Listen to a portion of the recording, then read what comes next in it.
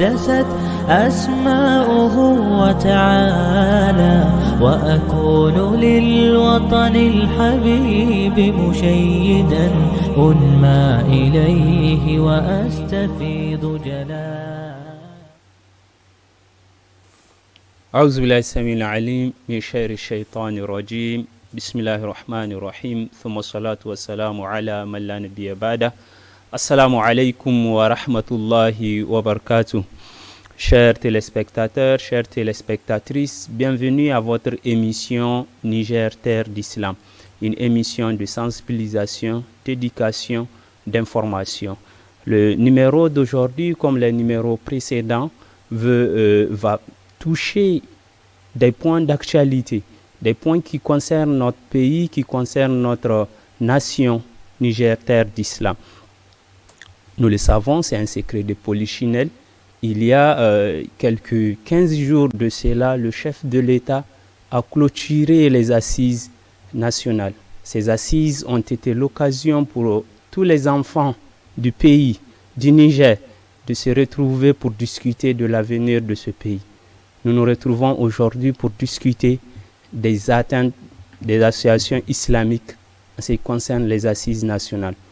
Nous avons, comme d'habitude, les mêmes invités.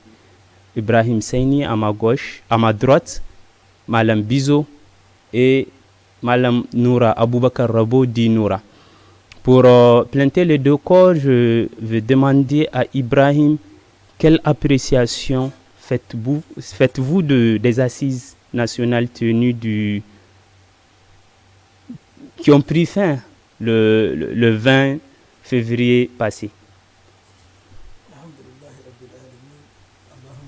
Sallim ala nabiyyina Muhammad sallallahu alayhi wa sallam. Nous remercions Allah subhanahu wa ta'ala qui a permis à notre pays, le Niger, d'avoir réussi l'organisation et surtout les résultats obtenus des assises nationales. D'autres pays avant le nôtre ont organisé, mais jamais un pays n'a réussi autant, en si peu de temps, à faire un travail de qualité, comme ça s'est passé au Niger. Les leçons à tirer, la première, c'est d'abord le choix du responsable, le président qui a dirigé la commission d'organisation. J'ai nommé l'honorable chef traditionnel. Nous félicitons le CNSP, à la tête duquel se trouve le président Tchani, pour avoir choisi vraiment une personnalité sage et surtout qui a du charisme et qui est respecté et qui est à la hauteur de la mission. C'est la première fois que la chefferie nationale qui étaient les premiers responsables de cette communauté avant l'arrivée des colonisations est honorée à travers le choix. Et j'espère que c'est un début qui va, Inch'Allah, se perpétuer à chaque fois que le pays a besoin de ce genre d'événements.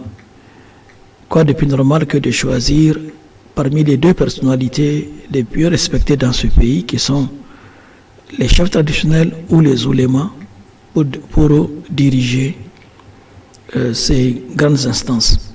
La deuxième chose, c'est les participants.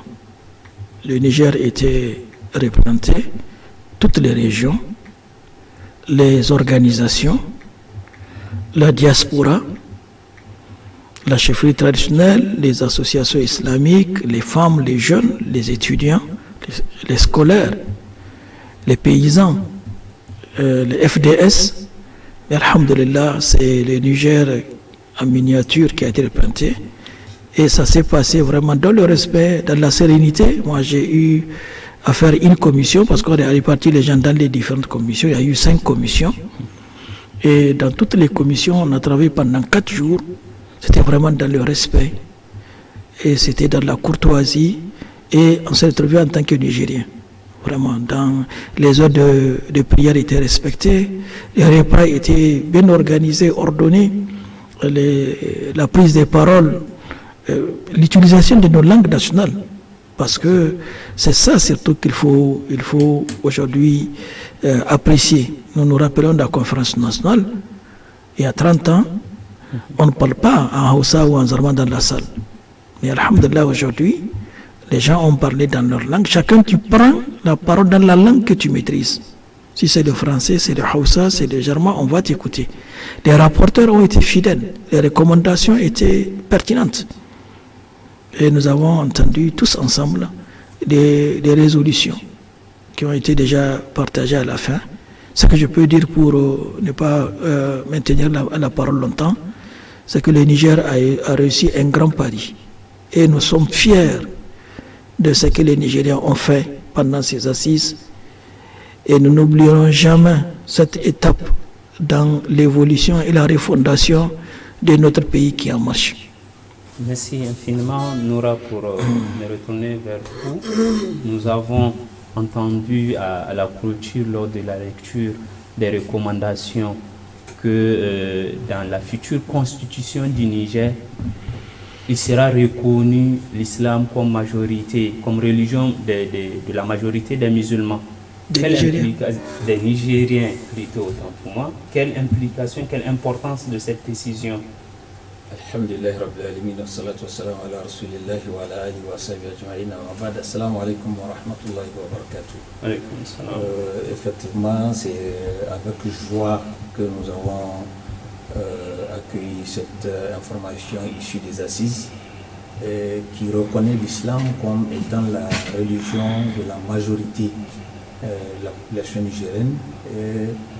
C'est ce que nous avons toujours demandé. Un pays à 99% ne peut pas être laïque. C'est anachronique, c'est en porte-à-faux avec les réalités et avec nous-mêmes.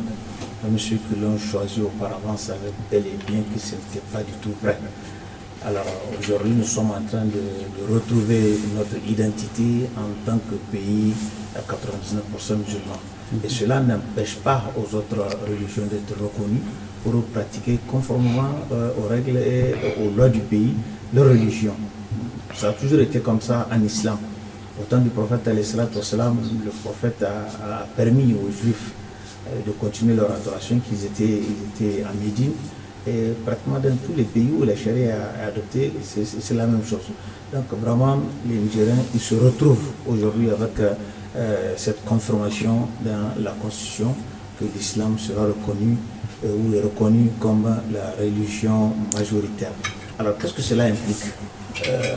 En réalité, quand vous faites une petite analyse des 12 ans ou 13 ans qui sont passés, il y a eu toujours conflit entre les associations islamiques et les gouvernements. Pourquoi? Parce que tout simplement, on nous parachute des lois en provenance d'ailleurs qui sont en porte-à-faux avec nos réalités. L'exemple de la loi sur le culte dont nous allons revenir tout à l'heure, où un État qui se réclame laïque veut organiser encore la religion. On dit il faut encadrer la religion.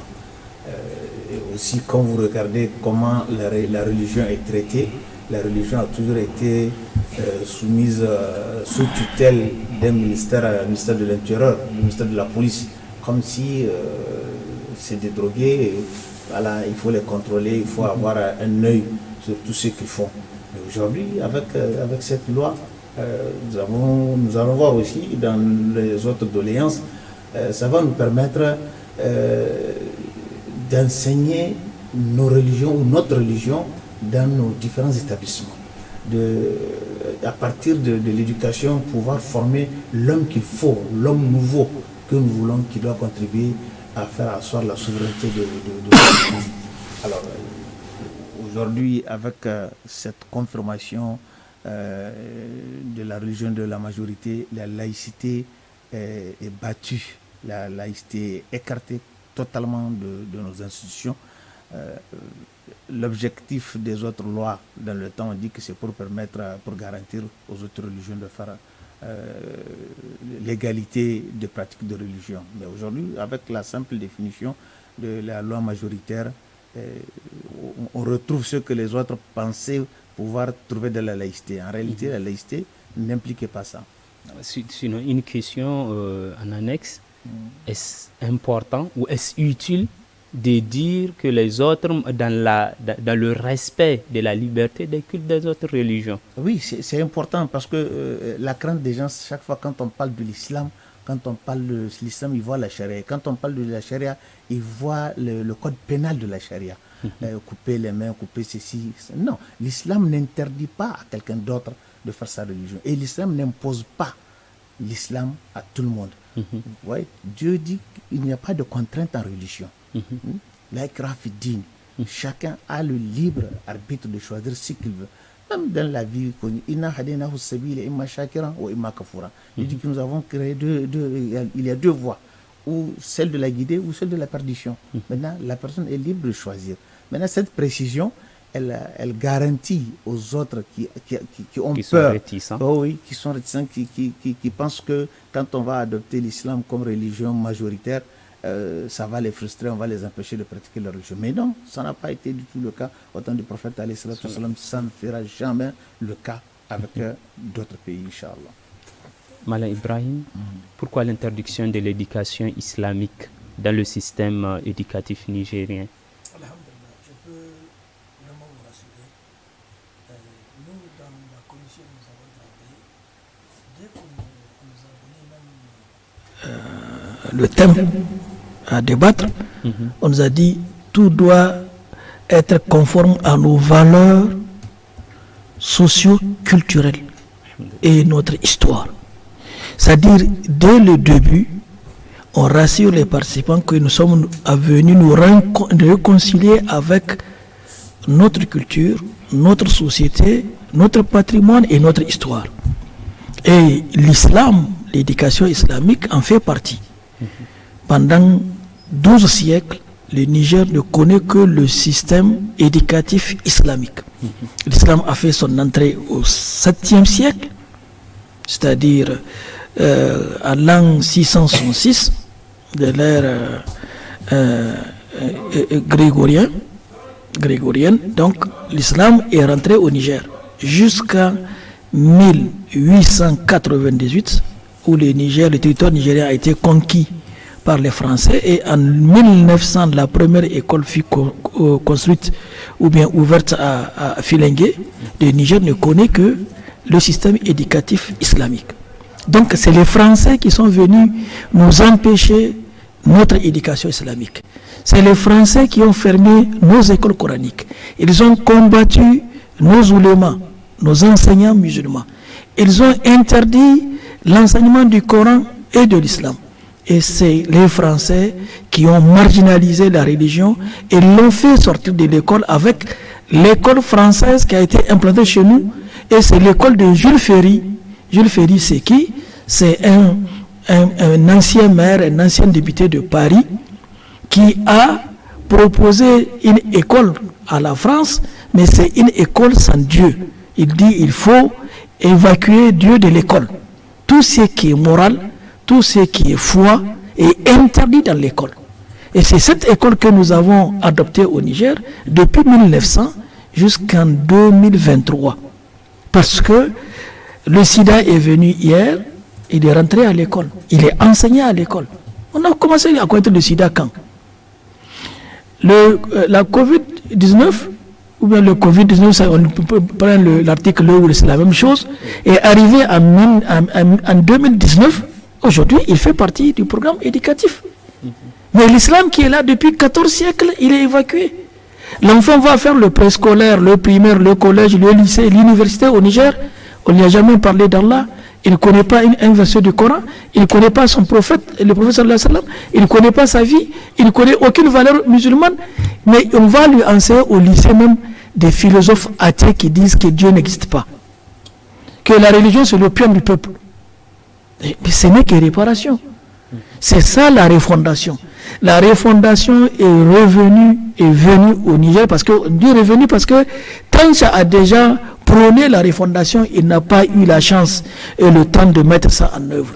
Aujourd'hui, c'est justice faite. Allah nous a ramené la refondation pour nous réconcilier avec notre âme. pour réconcilier le Niger avec sa religion, réconcilier les Nigériens avec leur culture et leur société.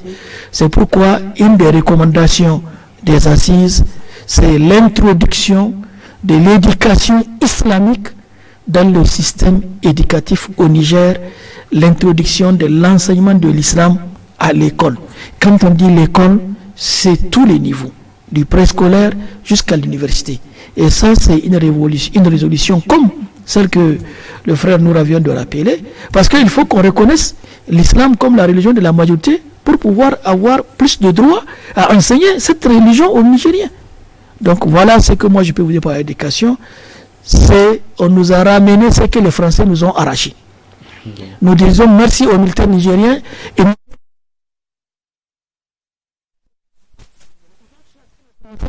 et ils ont chassé leur école et leur système. Maintenant nous allons faire notre système, l'école nigérienne, pour les Nigériens et par les Nigériens. On a lu, Ibrahim, dans les résolutions partagées par-ci par-là, que les associations islamiques ont demandé la création d'un haut conseil islamique. Quel sera le rôle de ce haut conseil islamique et qu'est-ce qui le différencie avec le conseil islamique que nous connaissons? Alhamdulillah Rabbil Alamin. Depuis le temps de Tanja, c'était le haut conseil islamique qui était préparé pour la constitution. Les hommes politiques étaient à la validation du projet de constitution, ils ont enlevé, ils ont effacé haut, ils ont laissé conseil islamique. Parce que quand c'est conseil islamique, c'est juste une chambre qu'on met sous la tutelle du ministère de l'Intérieur et ça devient juste un organe consultatif pour le ministre de l'Intérieur. Alors que l'islam n'est pas un danger pour le Niger. L'islam jamais s'est développé sans l'islam. Ça, les Nigériens doivent l'accepter. Sans l'islam, regardez, les Turcs, pour quitter leur 111e place économique du monde dans le classement des pays développés, et ils sont aujourd'hui, les gens parlent même de la 16e place ou de la 14e place dans le Conseil des Nations en développement, ils sont réconciliés avec l'islam. Tout pays qui veut prospérer doit se réconcilier avec son âme, avec sa culture, avec ses valeurs. Donc l'islam est une opportunité pour le Niger, pour sa refondation, pour son développement, pour sa prospérité.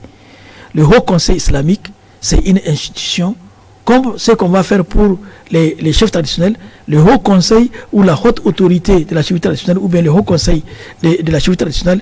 Je crois que le Niger a besoin de ces deux pôles de décision pour surtout conseiller, orienter les décideurs. Quand il y a un Haut Conseil, c'est une institution qui va avoir son département, qui va avoir à organiser les prêches. Le Haut Conseil va organiser les écoles coraniques. Le Haut Conseil va organiser la zakat. Il va organiser le hajj. Il va organiser tout ce qui concerne la vie des Nigériens. Les mosquées.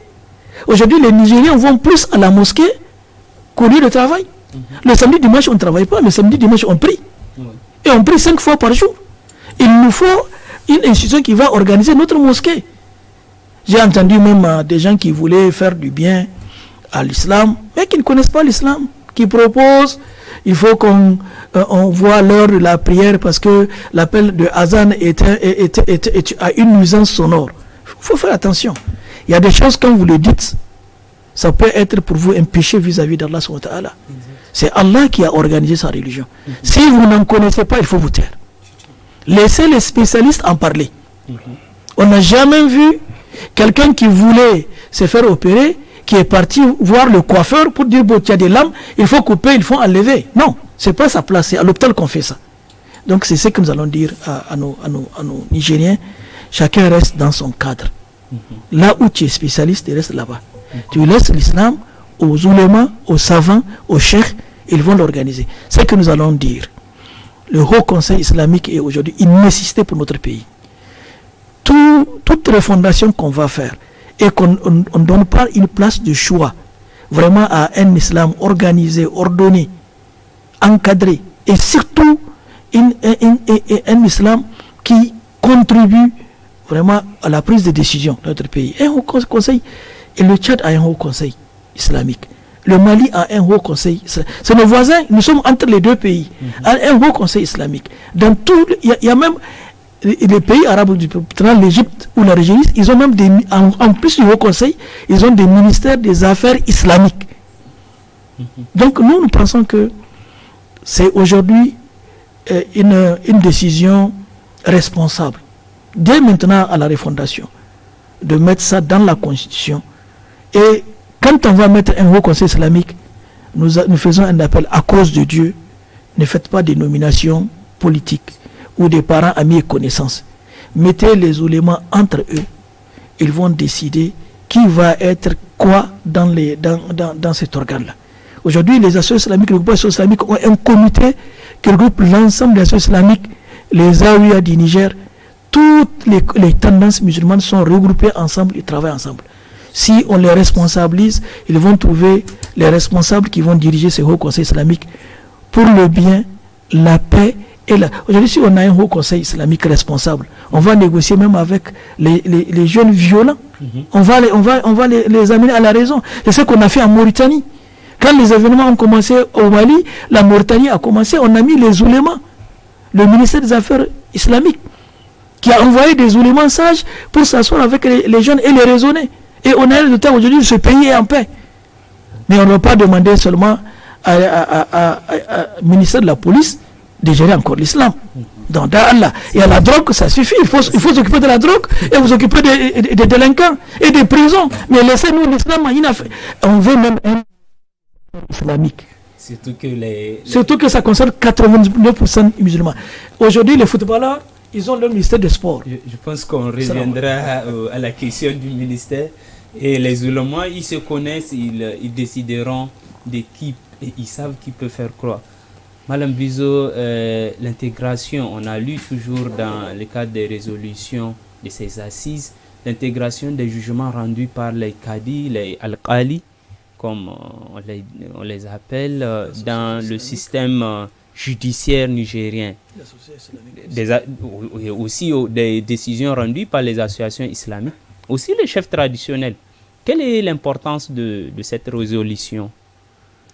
Alhamdulillah, wa salatu wa salam ala rasulillah wa ala alihi wa ashabi wa mawala wa ba'd. Assalamu alaikum wa rahmatullahi wa barakatuh. Nous remercions Allah subhanahu wa ta'ala qui nous a donné cette occasion de plus de venir parler de notre cher pays, Niger, terre de l'islam. Nous souhaitons un bon Ramadan 1446 à ceux qui nous écoutent et à tous les Nigériens, dans l'espoir que Allah subhanahu wa ta'ala fait de ce Ramadan un Ramadan réussi, accepté, pendant lequel nous serons pardonnés et que la miséricorde d'Allah subhanahu wa ta'ala nous englobera tous ainsi que notre pays. Ce Ramadan, si on peut parler de lui, on dira tout simplement qu'il est venu encore plus confirmer ce que nous avons comme titre ici, Niger, terre de l'islam. Observe ce Ramadan, comment les journées des gens sont, comment à la rupture, les rues au Niger, dans toutes les villes et les villages, comment ces rues sont, comment nos mosquées sont dans la nuit. Tu comprendras pourquoi cette rencontre ici, pourquoi nous parlons ainsi pour le Niger. C'était pour la première fois, les gens auraient voulu qu'on parle des grands philosophes, des grands socialistes ou des personnes qui ont des pensées différentes de ce que nous sommes en train de dire dans leurs pensées. Mais s'il s'agit d'un autre pays qui n'est pas le Niger, peut-être c'est de cela qu'il s'agit, mais au Niger, l'islam est là, il a été et il sera pour toujours, pourvu qu'il soit pris en charge. Un système judiciaire est efficace quand il prend en compte trois choses. D'abord, la culture et le social, l'histoire. Tout système judiciaire qui ne prend pas compte de l'histoire échouera.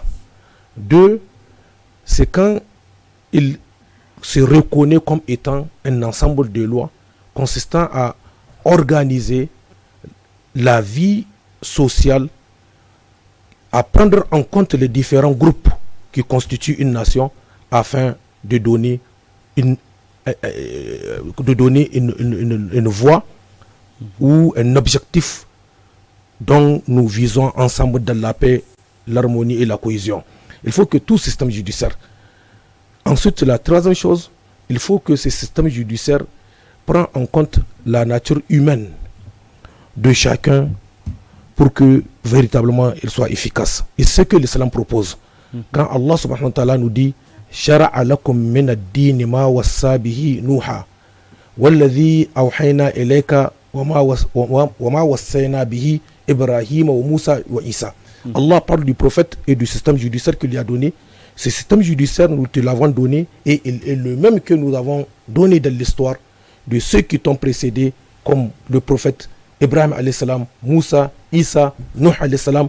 Et regarde comment a été leur vie, la réussite, l'harmonie, parce qu'ils ont appliqué ce système judiciaire dans leur gestion des affaires, le mariage, le commerce, leur vie ensemble.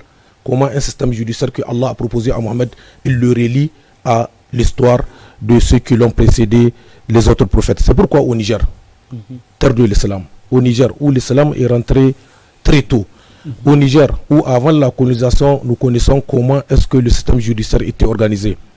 Nous pensons, c'est pas qu'elle est nécessaire, qu'elle est vitale pour que nos autorités comprennent que si on veut que les communautés vivent dans la paix, vivent dans le respect mutuel, vivent dans la sécurité, la confiance, et que l'objectif soit ensemble, nous voulons nous développer, nous voulons un bien-être dans ces bas mondes et dans l'au-delà, il faut qu'elle prenne en compte l'islam. Et cet islam, de façon physique, il y a là où il est représenté. Nos chefferies traditionnelles, c'est l'islam. Révisons l'histoire. Pourquoi ces chefferies traditionnelles ont eu lieu et qu'est-ce qu'ils représentaient dans l'histoire? Le chef de canton était l'imam. C'était le Coran, il maîtrisait le Coran. Mais maintenant, sur le plan juridique, la chefferie a été organisée en ce qu'on appelle Al-Qali, Al-Qadi. C'est Al-Qadi, c'est-à-dire ceux qui décident. Maintenant, on évolue, la société est organisée.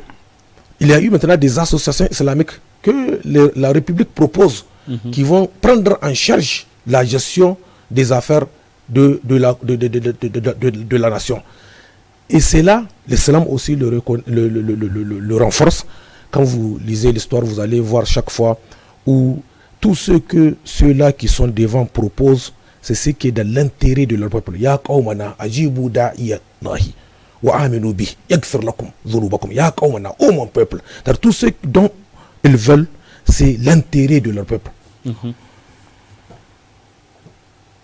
Salih dit ma uridu illa je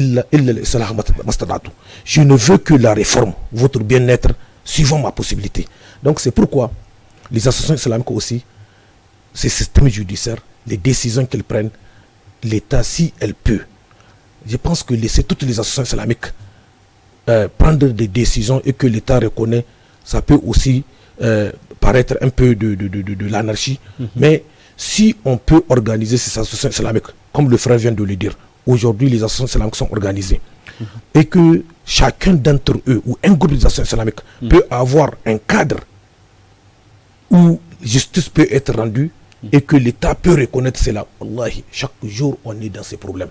C'est-à-dire parfois on t'amène un problème, tu sais que tu peux le résoudre directement par un papier écrit ou autre, mais tu sais que l'État ne t'a pas permis et la seule association ou le seul endroit ou institution où il est permis, elle est saturée aujourd'hui. AIN, Allah les récompense par le bien, par tout ce qu'ils font. Tu vois le nombre. Et aussi, peut-être la façon dont ils font le travail, il manque un peu de professionnalisme, excuse-moi, parce qu'on vient à 9h, à 10h, qu'Allah les récompense. Donc, tout cela, comment les organiser, comment leur donner ce qu'ils ont et trop, et de trop, et ce qu'ils font et de trop, qu'Allah les récompense par le bien, comment leur donner ce qui manque là-bas, et comment organiser cela. Je viens d'un pays où je sais que c'est dans chaque quartier, il y a une mosquée centrale où un qadi est mis, il est là assis, il attend pour résoudre des problèmes sur le plan commercial. Même entre un acheteur et un vendeur, quand ils ont un problème, ils savent où retrouver un qadi pour lui poser la question. Je viens d'acheter ça, il m'a dit ça, qu'est-ce que l'islam dit? Et directement il leur décide et ils adoptent. Ils peuvent leur donner le papier, ils sont venus au service tel, tous les endroits sont notés, service tel, et j'ai pris cette décision pour eux, et ils donnent à chacun. Et chacun se calme. C'est très difficile même qu'il ait, comment on appelle, appel. on peut faire appel à la décision, mais la majorité, dès que la décision est prise au niveau de l'ULEMA, que l'association a désigné et qu'il a fait un bureau où il est assis, vous verrez. Et je suis sûr que si cela est fait, parce que le Nigérien, dès qu'on dit Allah subhanahu wa ta'ala, on a fini avec lui. Quand tu Allah yachi, kuis oran Allah, kuidan Allah, kuidan lahira, c'est fini, il lâche. Nos juges auront peu des instances à traiter, peu des dossiers à traiter si cela est fait. L'intégration dans le système judiciaire du Niger des décisions que les chefs traditionnels et que les éléments prennent est vital. C'est vital pour cette harmonie, pour ces développements à double vitesse, parce que nous le voulons très vite. Oui. J'ai dit toujours à certains quand on cause, j'ai dit bon, oui, on est en train de réfléchir, mais nos enfants peut-être ou nos petits-enfants trouveront le fruit. Quelqu'un m'a dit pourquoi pas nous? Dans ces cas, si tu veux que nous puissions profiter dès à présent, qu'on mette l'islam. Oui. La solution est très simple.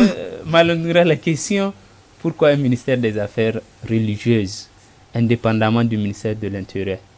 Oui, parce que la question religieuse, c'est une question, comme l'a dit le frère Ibrahim, qui doit être prise en charge par des connaisseurs de la religion, pas par la police. La police, elle est vraiment occupée à faire beaucoup de choses. Nous les remercions dans tout ce qu'ils font. Nous les encourageons.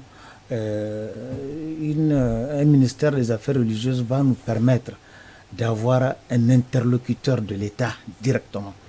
L'État peut organiser, encadrer. D'ailleurs, quand on se réfère à la loi du culte, on dit que c'est pour minimiser les influences fondamentalistes qu'on a voulu voter d'ailleurs la loi. Mais comment éviter des fondamentalistes ou des extrémismes à partir du moment où cet islam-là n'est pas enseigné dans les écoles? Vous permettez à chacun d'aller apprendre où il veut, quand il veut, comment il veut.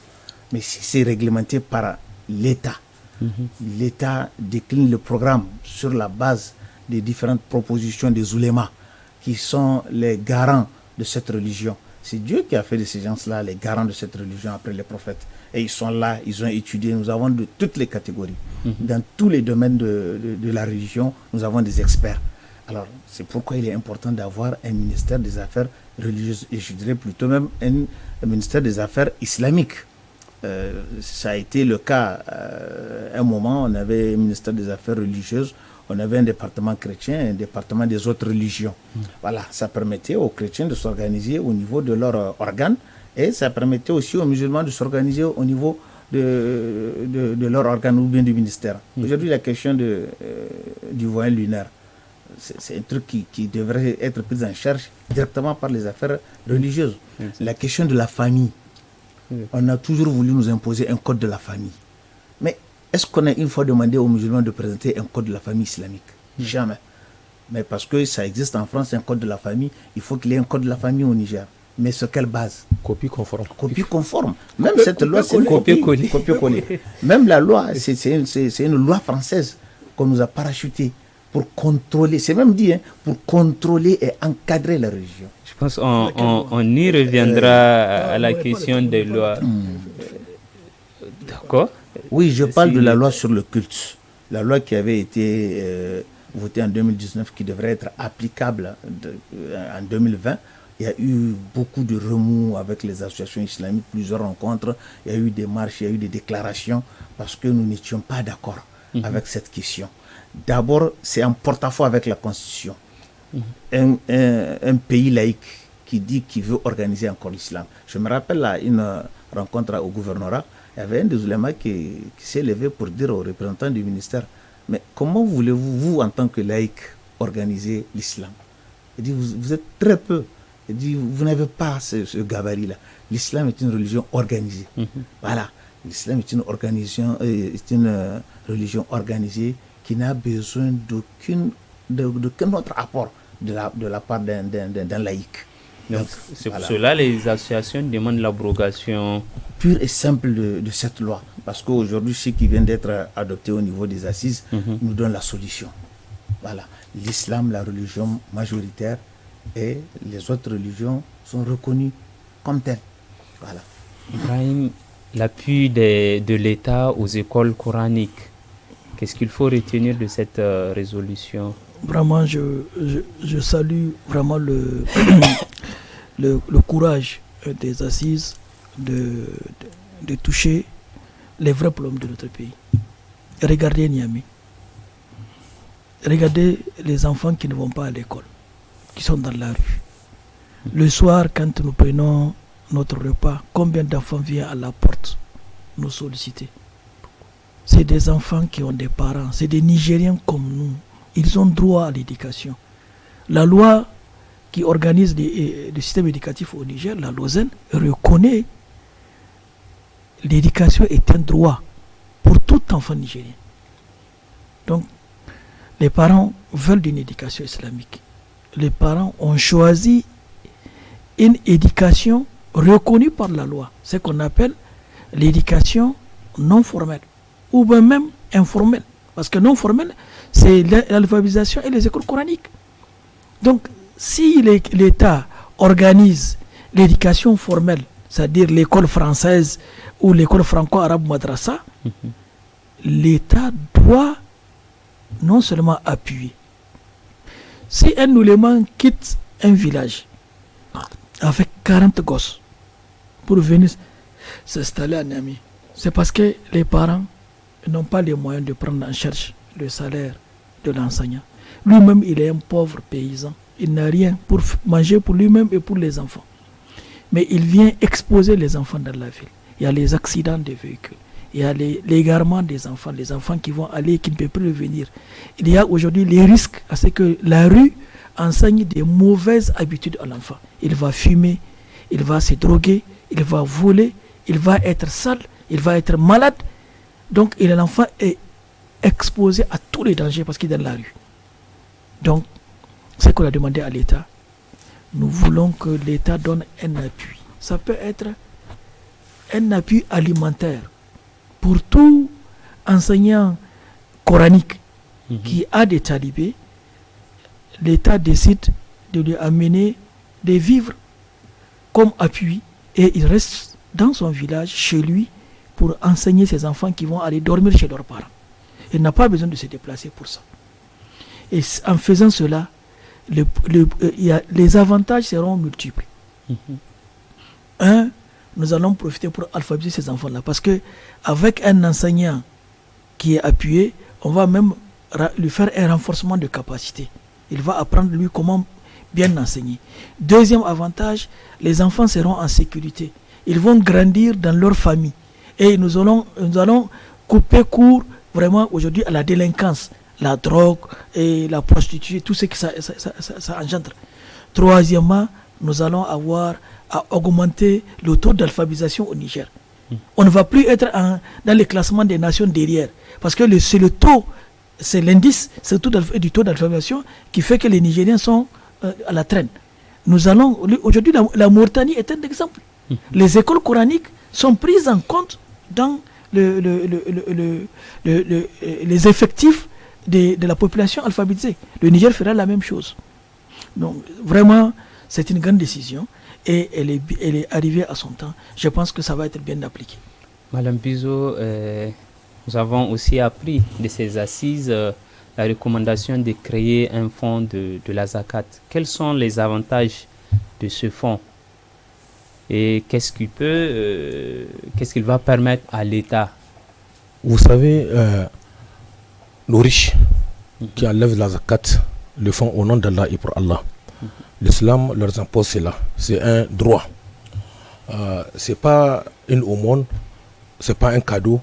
C'est le droit des pauvres dans leur richesse. Et ils le savent. Et ils le font en reconnaissance à ces bienfaits qu'Allah leur a accordés. Mais ils le font comment? L'islam a très bien défini le groupe de personnes à qui il faut donner. Et l'islam a très bien défini aussi l'objectif visé par cette zakat. La zakat, quand on l'enlève, c'est pour créer des cadres, pour améliorer le cadre de vie des musulmans. La zakat, quand elle est enlevée, c'est pour diminuer le nombre de pauvres. Normalement, à celui qu'on donne la zakat, 2 ans, 3 ans, il doit être lui aussi à même d'enlever la zakat. Dans un village, si la zakat est organisée et qu'elle est enlevée comme ça se doit, après une saison pluvieuse, il n'aura pas de famine. Pas du tout. Dans un village, les riches, qu'ils soient 2 ou 1 ou 3, si dans leur bien la zakat est enlevée et elle est distribuée comme ça se doit, je vous donne 10 ans, il n'aura pas de pauvres. Il n'aura pas quelqu'un qui va quémander pour manger.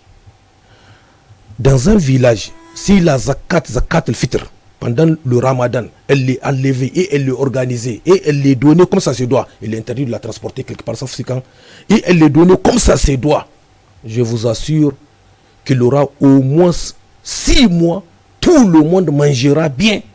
Pendant ce bien, je dis. Sinon, tout le monde va manger bien. Si la zakat est organisée et prise en charge par l'État, et les gens auront confiance parce que l'État, l'État maintenant c'est la mosquée, l'État c'est les dispensaires, l'État c'est l'école, l'État c'est les rues, l'État et tout ça c'est sadakat jaria. Quand tu donnes, on va mettre dans quelque chose qui va être sadakat jaria pour toi. Une rue qu'on a faite, un dispensaire, des médecins qu'on a payés. Donc, il suffit tout simplement que l'État prenne conscience de ce que la zakat et il organise. On n'aura pas besoin de partir au niveau de, comment on appelle ça, Banque mondiale, FMI, pour chercher 2 milliards après des années de négociations et d'aller-retour. Parce que les 2 milliards là, un seul quartier, ici à Niamey, si les gens, certains qui enlèvent la zakat, l'enlèvent comme ça se doit, l'État peut l'avoir. D'accord. Bissot, tout à l'heure, vous disiez vous avez été dans un pays où il y a les alcalis qui font le jugement. C'est ça. Nous sommes d'accord que tous ces pays sont des pays arabisants. C'est ça. La question, on a entendu, les assises ont recommandé de nommer les ambassadeurs arabisants dans les pays arabes. Quel est l'apport de cette recommandation? Vous savez, les ambassadeurs sont les représentants des pays. C'est pourquoi le prophète Mohammed sallallahu alayhi wa sallam, quand il doit envoyer quelqu'un, il regarde d'abord la culture de la personne, des gens, et il l'envoie suivant ce que la culture des autres est. Celui qui maîtrise leur culture, qui maîtrise leur langue, et il les enseigne qu'est-ce qu'ils sont, comment il faut aller, comment il faut se tenir devant eux. Parce que c'est important. Les Arabes, ils ont leur culture, ils ont leur façon de vivre. Les arabisants les savent. Ils ont étudié leur histoire, ils le connaissent. Je crois que la langue aussi qu'ils maîtrisent. Parce que la langue, quand tu maîtrises une langue, c'est que tu as la capacité de très rapidement comprendre l'autre et de t'intégrer avec l'autre. Donc c'est pourquoi ce principe qui est le fait qu'il comprenne la langue, qu'il n'aura pas de traduction, et que si nous pouvons envoyer des arabisants dans les pays arabes comme ambassadeurs, nous serons respectés. Parce que quand on envoie quelqu'un, dans votre pays, il n'y a pas ceux qui parlent l'arabe. Tu viens ici avec nous, c'est comme si on se moque d'eux. Il faut qu'on te traduise. Pourquoi c'est là?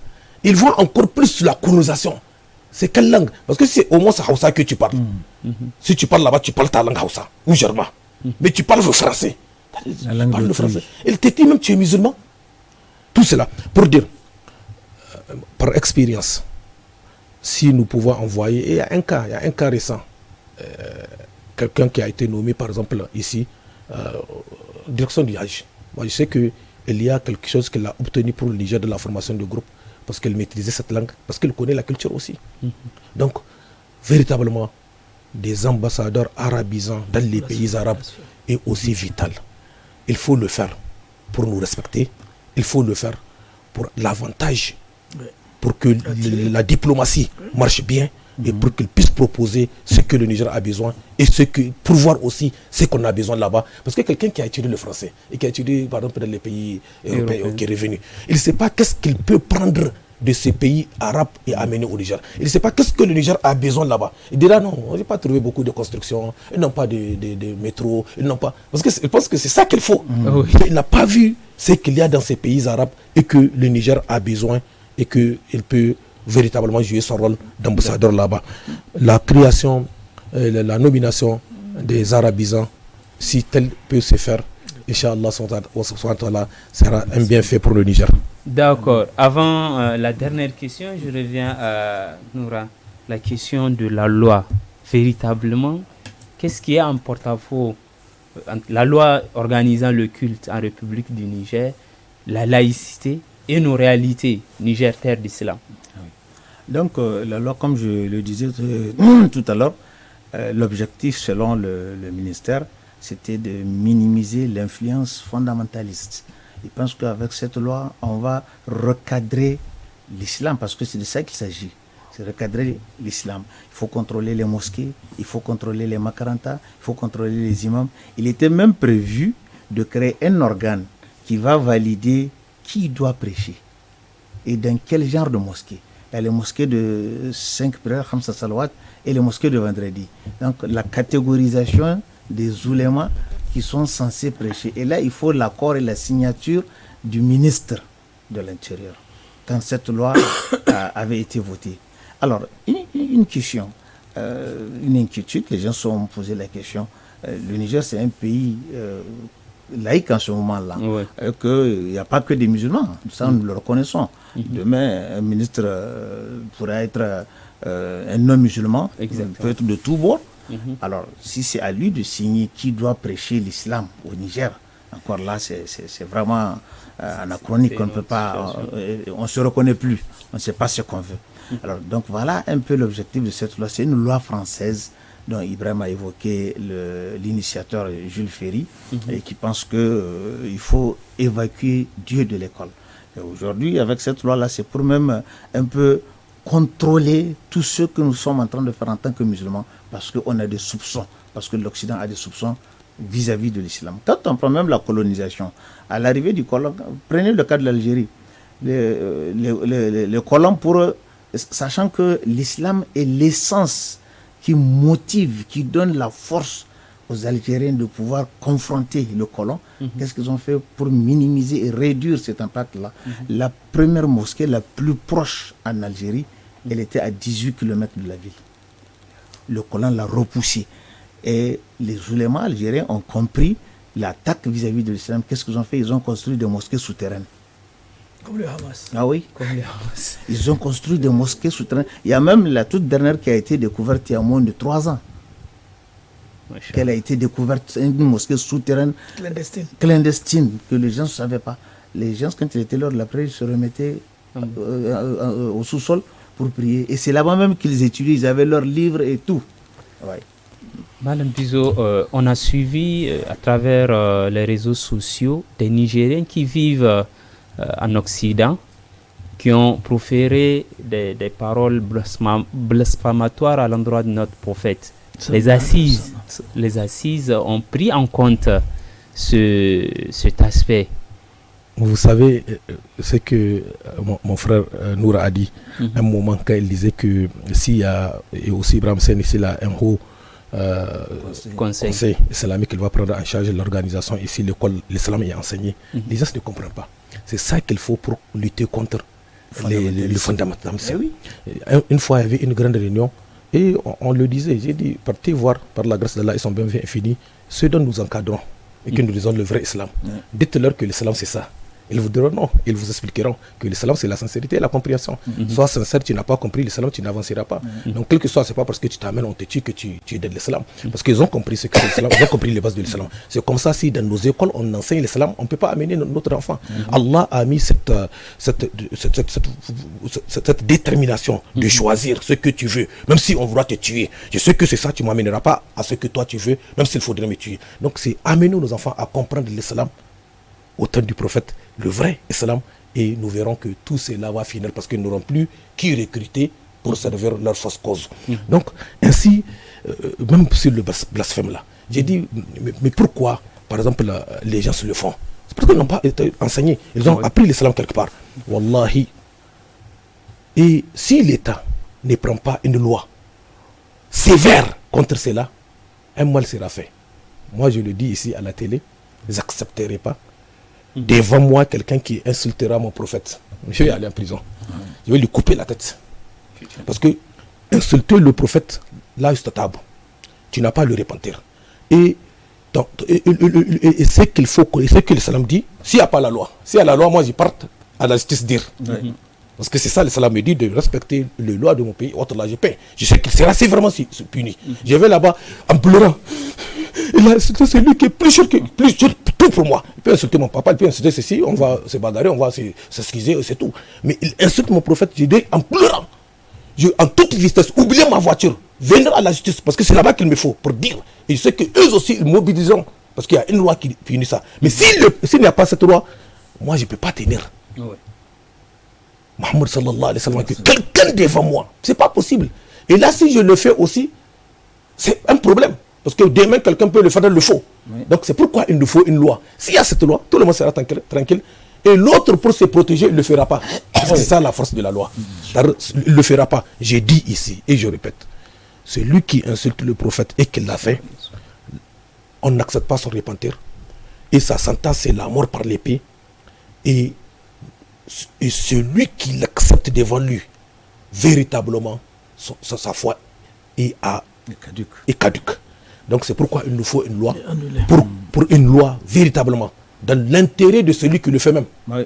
Dans l'intérêt de son intérêt, pas dans l'intérêt de celui qui sera poussé à le faire ou qui le fait. Dans son intérêt, cette loi doit être faite pour que nous aurons ce Niger où c'est les institutions aujourd'hui fortes qui dirigeront le pays. Aucun pays, en islam en tout cas, ne peut se développer que par des institutions fortes. Il faut qu'il y ait des institutions à qui chacune des institutions aura son rôle et jouera son rôle dans le respect des textes qui le définissent. Tout à l'heure, par rapport aux ambassadeurs qu'on doit nommer, vous savez, un verset coranique nous dit, Allah nous dit, nous n'avons jamais envoyé un prophète qu'avec la langue de son peuple. Qu'Allah nous aide. Inch'Allah. Ibrahim, le temps nous fait défaut. Quel est votre dernier mot? Alhamdulillah Rabbil Alamin. Moi, je remercie Allah SWT pour les résolutions et les recommandations qui ont été obtenues par ces assises. Je peux vous donner 2 ou 3 parce que le temps il est déjà à l'heure. On a eu la chance d'avoir accordé 5 ans encore pour la refondation, mais c'est 5 ans renouvelables pour les besoins. Le Niger est le seul pays qui a donné un mandat qui n'a pas de limite. Tant qu'il y a l'insécurité dans notre pays, tant que la fondation ou la refondation n'est pas complètement installée, le peuple a accordé un mandat aux dirigeants, au CNSP.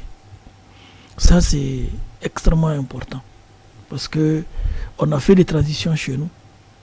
On a connu même des transitions de 9 mois où le peuple a souffert sans salaire, sans bourse, sans avenir et truqué par l'Occident. Ils sont revenus pour encore nous ramener à la case de départ. Alors plus jamais ça. La dissolution des partis politiques, c'est une justice. Les partis politiques ont fait leur conférence nationale et ils ont fait leurs 32 ans ou 35 ans de gestion et nous avons vu ce que ça veut dire. Ils ont seulement fait prospérer leurs propres enfants. Ils sont occupés eux-mêmes de leur bien-être. Le monde nigérien rural et urbain a été abandonné. Alors, on va tout reprendre. Il y aura des nouveaux partis, mais limités. Aujourd'hui, les Américains, ou tu es républicain, ou tu es démocrate. Et on dit c'est la référence en démocratie.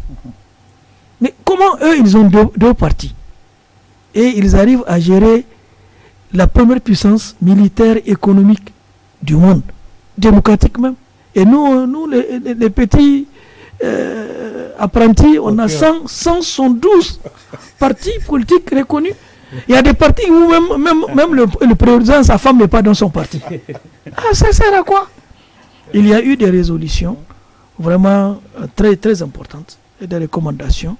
Et notre appartenance à l'AES, c'est extrêmement utile. J'ai vu hier 2 présidents de la CEDEAO qui sont en train de pleurnicher.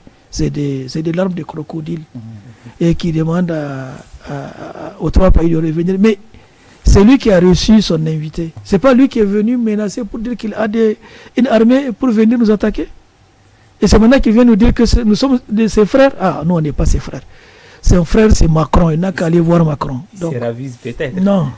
Donc, c'est pour vous dire, vraiment, on est sorti des assises avec un cœur apaisé, avec une tête pleine d'espoir.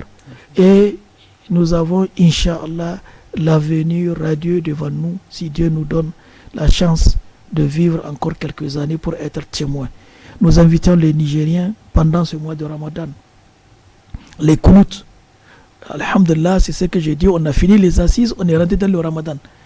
Il y a des milliers de mosquées dans notre pays aujourd'hui. Chaque jour, ils font le Kunut et ensemble. Et après avoir fait une journée de jeûne, et pendant ces mois bénis de Ramadan, et nous allons Laylatul Qadr dans quelques semaines, pour faire encore davantage de prières pour les 10 derniers jours de Ramadan qui seront un congé pour nos élèves. Et nous espérons même nos étudiants. Pour que tous les... si même nous, les agents de l'État, les fonctions, on peut nous donner aussi un congé Ramadan pour qu'on aille prier pour le pays. Wallahi, nous sommes preneurs. La prière, c'est ça qu'il nous faut. Et pour finir, je dis aux Nigériens, restons ensemble, restons unis, solidaires, bannissons le régionalisme, l'ethnocentrisme, la politique partisane qui nous divise et soyons des Nigériens et des Nigériens, la Wusanino, Zanchankasane, Habileideni. Assalamu alaikum. Oui, je m'en vais construire sur ce qu'il a déjà dit. D'abord, la question de la dislocation des partis politiques. Vraiment, le terme qu'il a utilisé, c'est une justice.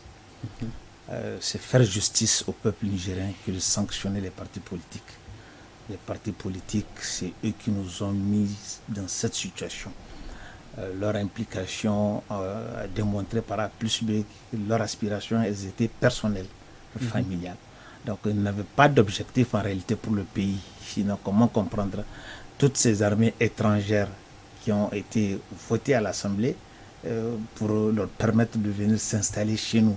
Et hier, j'ai regardé à la télé Sahel l'information de l'AES dit que nos militaires ont découvert un site où c'est des Soudanais qui étaient en train d'exploiter l'or illégalement avec des caterpillars. Des Soudanais. Avec des caterpillars. Dans notre propre pays. C'est au Niger. Au Niger. Hier, nuit à la télé Sahel. Alors, seul Dieu sait s'il n'y a pas des Ukrainiens ou des Malgaches quelque part en train de faire la même chose pour le compte de ceux-là qui avaient dirigé ce pays. Ouais. Donc, c'est vraiment justice faite de les avoir disloqués.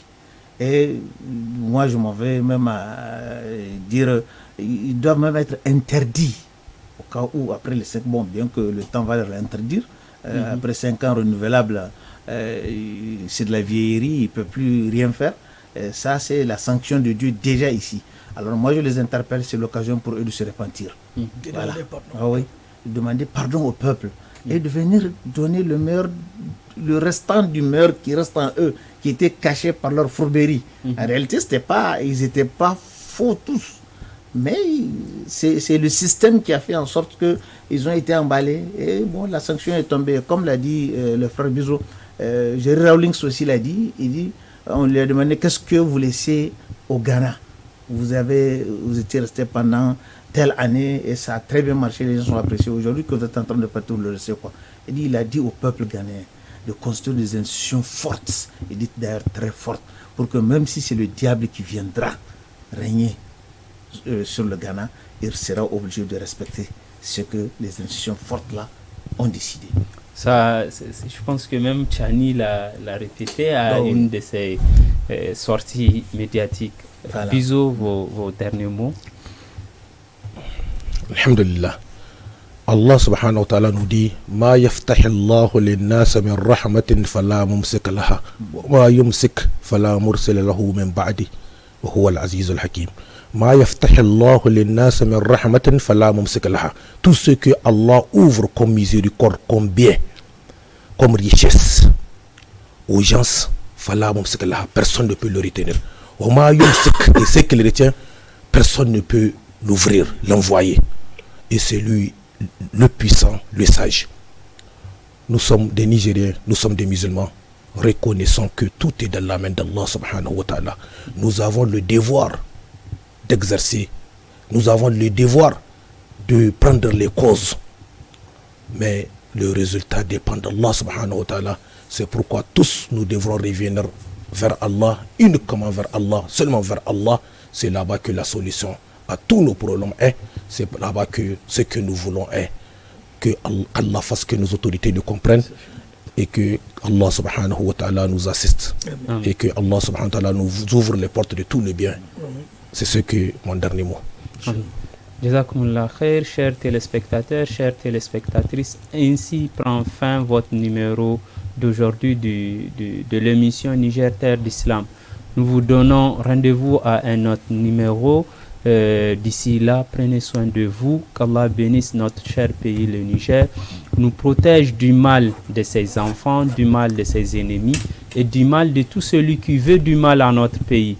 Niger, terre d'islam. Subhanakallahumma wa bihamdik, ashhadu an la ilaha illa anta, nastaghfiruka wa natubu ilayk.